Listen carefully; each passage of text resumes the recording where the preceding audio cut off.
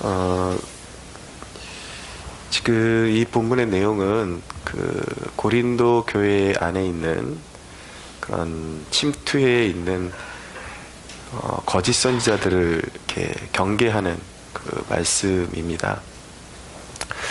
거짓 선지자들의 그 특징이 무엇이냐면 남이 남이 정성스럽게 세워놓은 집 위에다가 그 안에 들어가서 자기의 장신구를 채워놓는다라는 것입니다. 무슨 말이냐면 누군가가 복음을 듣고 이렇게 세워졌어요. 한 인격체의 신앙인으로 세워졌는데 그 이단들의 특징이 무엇이냐면 아예 처음부터 이렇게 전도나 포교를 통해서 체계적으로 자기네 그런 어떤 교리를 가르치는 것이 아니라 이단들의 한결같은 거의 특징이 바로 이런 것입니다. 남이 세워놓은 집을 이렇게 달콤한 말로 유혹해서 그들을 끌어들여 가지고 자기네들의 교리를 채워서 완전히 못쓰게 만들어 버린다라는 것이죠. 전혀 진리가 아닌 쪽으로 인도해 나간다라는 것입니다. 우리가 오늘 이 그 말씀에서 주목해야 되는 단어가 무엇이냐면 15절에 보면 규범이라는 단어가 나옵니다. 우리는 남의 수고를 가지고 분수 이상의 자랑을 하는 것이 아니라 오직 너희의 믿음이 자랄수록 우리의 규범을 따라 너희 가운데서 더욱 풍성하여지기를 원하노라. 16절에 이는 남의 규범으로 이루어 놓은 것으로 자랑하지 아니하고 너희 지역을 넘어 복음을 전하려 함이라. 그래서 규범이라는 것은 어떤 의미냐면 해석하면 그 룰이라는 뜻을 가지고 있기도 하고요. 어떤 그 신앙적인 모범 또는 사례 이런 것을 뜻하는 것입니다. 그러니까 동일한 복음에도 불구하고 어떤 사도가 어떤 지역에 갔을 때에 예수님을 섬기는 그 방식에 있어서 동일하게 예수님을 섬기는 것이지만 그 사도가 형성돼 있는 형성해 놓은 어떤 그 믿음의 스타일이라는 것이 있다라는 것이죠. 그러니까 사도 바울의 그 선교의 원칙은 남의 규범 위에다가 자신의 규범을 놓지 않는다라는 것이 원칙이었습니다. 그러니까 다른 사도나 다른 제자가 어느 지역에 개척을 했는데 거기 가서 또 자기가 막 가서 가르치고 그것을 다른 사도가 가르쳐 놓은 것을 다시 갈아엎어 가지고 자기 스타일로 사람들을 교육시키는 것이 아니라 이미 다른 사도나 다른 제자가 심어 놓은 그 교회는 손대지 않고 복음이 진짜 필요한 곳에 가서 이제 자기가 이제 그 주께로 받은 그리고 자기 몸에 배어 있는 그런 복음의 스타일을 증거해서 예수님의 제자로 삼는 사역을 감당했다라는 것입니다. 이게 여러분 좀 애매하게 들릴 수가 있을 거예요. 어떻게 그런 일이 있냐? 복음이 다 똑같이 이런 것입니다, 여러분. 운동을 예를 들면은 알아듣기 쉬워요. 뭐냐면 복싱이라는 운동이 있다고 치면은 전국에 복싱 하는 사람들이 다 동호회를 가지고 모여서 마음을 통할 수도 있고 복싱 회원으로서 서로 교제를 나눌 수 있습니다. 근데 문제는 무엇이냐면 똑같은 복싱이지만 복싱 도장마다 똑같은 잽을 가르치고 똑같은 스트레이트를 가르쳐도 그 본질은 똑같지만 그것을 익힌 선생님, 코치에 따라서 가르치는 그 중점이나 스타일이 조금씩 다를 수 있단 말이에요. 그러나 도장마다 가르치는 건 다 똑같겠죠. 그럼에도 불구하고 스타일의 차이가 있단 말이에요. 왜냐하면 그 코치가 성장하면서 운동을 해오면서 자기가 그만큼 자라나기까지 쌓아온 노하우 이런 것들이 있단 말이에요. 똑같은 잽이라도 코치의 스타일이라는 것이 있다라는 것이죠. 그러니까 우리 성도들이 알아야 되는 것은 무엇이냐면, 신앙이 가장 잘 성장할 수 있는 방법, 우리가 성령 안에서 이단이 아닌 한 그리스도 예수를 섬기는 교회라면, 사실은 이 교회의 그 개념은 우주적인 교회입니다. 언어가 통하지 않고 피부색이 다르고 땅이 다르다 할지라도, 민족이 다르다 할지라도 본질에 있어서 동일하게 그리스도 예수를 구주로 섬겨서 성령 받은 하나님의 사람들은 다 사실은 큰 범주 안에서 한 교회인 것입니다. 그러나 분명한 것은 무엇이냐면, 그럼에도 불구하고 교단마다도 믿음의 방식이 조금씩 다를 수 있다라는 거, 어떤 전통을 지키는 면에 있어서나 절기를 지키는 면에 있어서나 이런 면에서 조금씩 다 다를 수 있다라는 것을 감안해야 돼요. 그래서 내 신앙이 가장 잘 성장할 수 있는 길은 무엇인가? 그것은요, 바로 내가 성장하고 있는 교회의 룰을 존중하고, 그러니까 믿음을 표현할 때 거기서 자라나는 것, 이것이 가장 건강하고 신앙이 잘 성장할 수 있는 길이라는 것을 깨달아야 되는 것이죠. 그러니까 제일 위험한 것은 무엇이냐면, 요즘 같은 경우에는 이렇게 교회적으로도 서로 다 오픈되어 있고, 특별히 이 가르침들, 성경에 대한 가르침들이 이 매체를 통해서, 인터넷을 통해서 다 오픈되어 있기 때문에 서로 다른 정보들을 너무너무 막 쉽게 전할 수가 있습니다.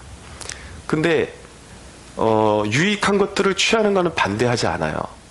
반대하지 않지만 거기에도 위험성이 있다라는 것을 우리가 의식하면서 조심할 필요가 있는 것입니다. 그러니까 좋은 선생일 것이라 그래서 내 교회가 지키는 어떤 그런 믿음의 스타일을 무시한 채 다른 데서 배운 것들을 내가 적용하려고 그러고, 내가 속한 교회와 맞지 않는 것들인데 그 속으로 누구의 가르침이 이거는 더 좋은데, 그러면서 자기가 속한 교회의 가르침을 외면하려고 그럴 때 어떤 부작용이 일어나냐면, 결국 신앙이 성장하지 않게 되는 거예요. 아무리 좋은 것을 배워도 내 교회에서 배우는 것들을 무시해버리고, 우리 교회에서 배우는 것들을 무시해버리고 좀 상이한 그런 가르침을 주는 다른 것들을 취하려고 그럴 때 모든 것이 비교가 돼버리고, 모든 것이 이렇게 자기 마음속에서 이미 판단이 되기 때문에 신앙이라는 것은 만약에 동일한 본질을 가지고 있지만 다른 데서 배운 것과 우리 교회의 스타일이 다르다, 그러면 어디를 따라가는 것이 신앙에 가장 유익이 되고 성장의 걸음이 될 수 있는가, 밑거름이 될 수 있는가? 내가 속한 교회, 내가 배우는 교회, 그 교회의 스타일을 쫓아가야 마음에 걸림도 없고 그리고 신앙에 유익이 된다라는 것입니다. 보십시오. 수많은 정보들 가운데 헌금하는 스타일도 목회자들마다 다르게 가르쳐요. 어떤 예배의 스타일 같은 것도 어떤 추구하는 그런 목회자의 스타일에 따라서 강조점이 달라요.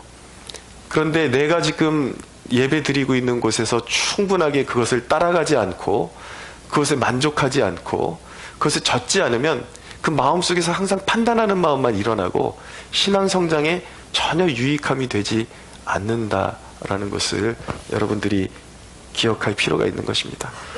특별히 요즘같이 유튜브가 발달한 이 시대에는 아무거나 받아 먹으면 안 돼요. 아무거나 받아 먹으면 그것이 독이 되는 것입니다. 그러니까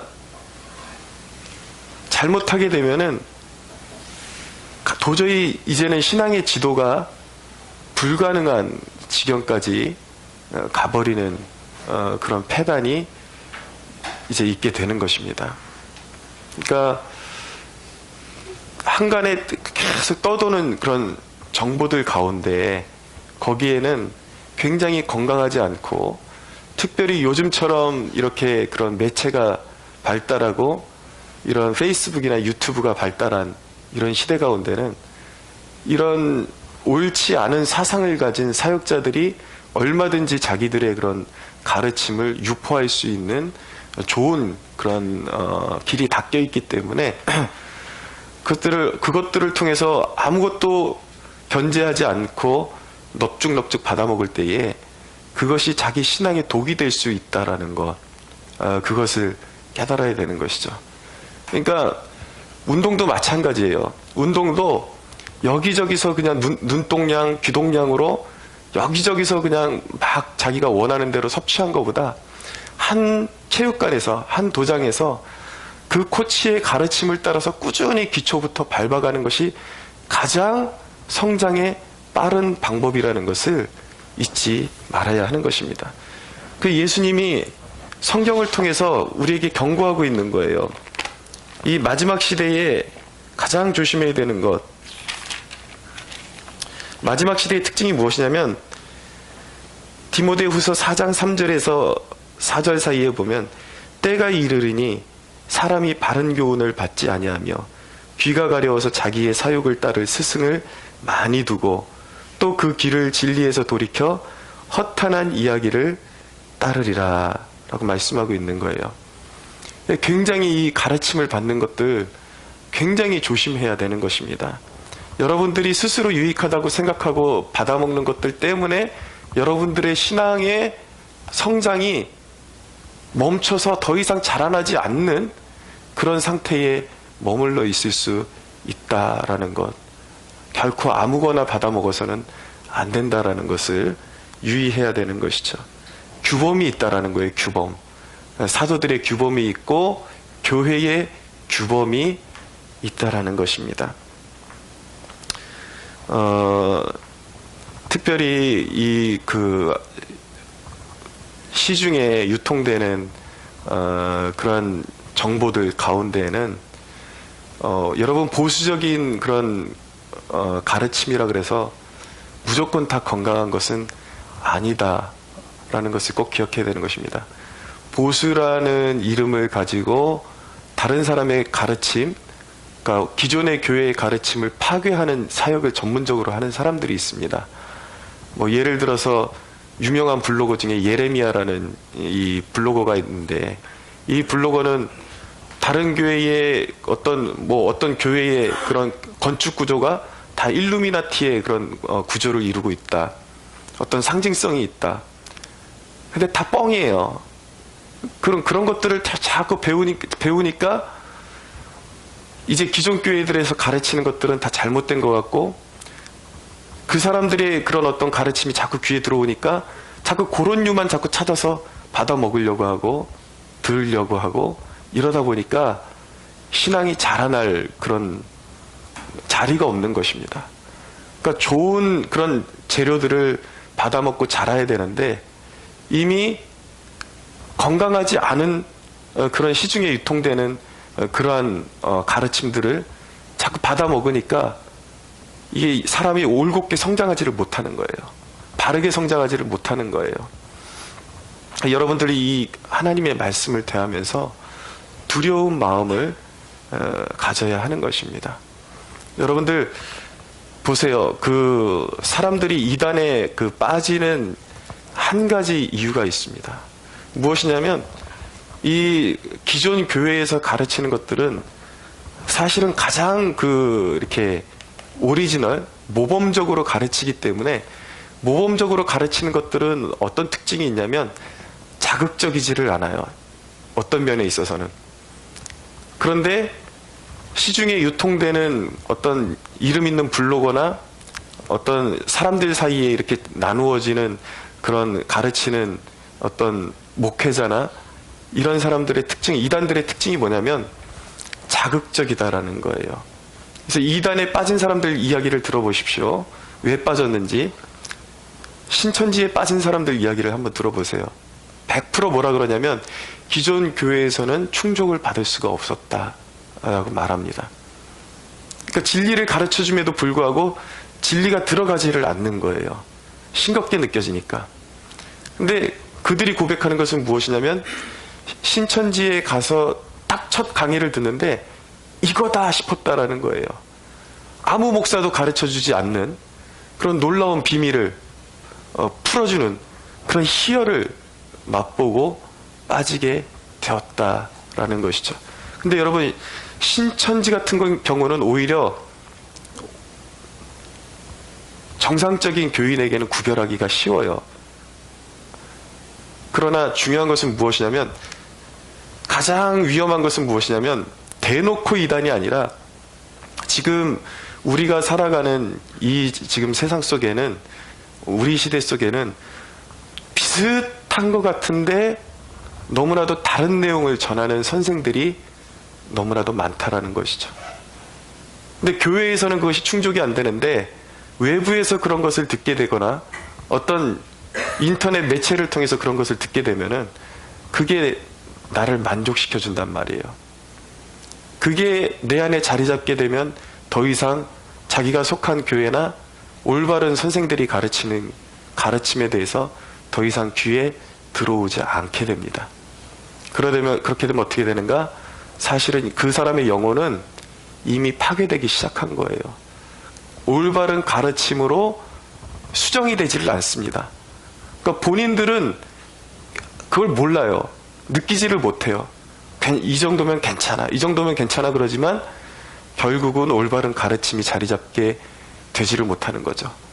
올바른 가르침을 통해서 배가 이렇게 영의 양식이 채워져야 되는데 다 그런 짝퉁을 통해서 배가 채워지니까 올바른 가르침이 들어갈 수가 없는 거예요.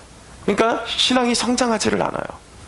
그러니까 여러분, 오늘날과 같이 오늘날의 그 가장 장점은 무엇이냐면 가장 좋은 것들이 세계 곳곳에서 한 번에 나눠질 수 있는, 같이 공유될 수 있는 장점도 있는 반면에 이 매체를 통해서 가장 건강하지 않은 영적으로 난잡한 것들까지도 다 공유되고 있다라는 것. 그러니까 신앙의 뿌리가 생기지를 않는 거예요. 그러니까 여러분, 제가 오늘 드리는 이 말씀이 여러분들이 생각하는 것보다 훨씬 더 중요하다라는 것. 제가 여러분들에게 이렇게 여러분들의 영혼을 지키고자 하는 그런 마음으로 여러분들에게 가르쳐 드리는데, 이거를 이제 한 귀로 듣고 한 귀로 흘려버리시고 그냥 여러분 스타일로 그렇게 신앙생활을 하게 되면은 결국은 바로잡아주고 싶어도 결국은 길이 없다라는 거. 결국은 하나님이 여러분들을 세우실 때 하나님 나라에 유익을 끼치고, 그리고 여러분들을 이 교회에 모으셨을 때는 이 교회의 일꾼으로 세우시고 유익을 끼치는, 선한 영향력을 끼치는 사람으로 부르셨는데 신앙이 올바르게 형성되지 못하고 잘못 형성되게 되면은 하나님께 쓰임받고 싶어도 쓰임받을 수 없다라는 거, 그것을 기억하면서 항상 올바른 규범 안에서 성장하는 것이 가장 바르고 롱런하고 하나님 앞에 가장 유익하게 쓰임받을 수 있는 길이라는 것 꼭 기억해서 여러분들이 몸담고 있는 교회를 통해서 신앙의 유익을 누리고 주님이 원하시는 장성한 분량까지 이르게 되는, 거짓된 가르침들이 틈타지 못하도록 스스로를 잘 방비해서 아름답고 올곧게 그렇게 성장할 수 있는 여러분들 되시기를 예수님의 이름으로 축원합니다.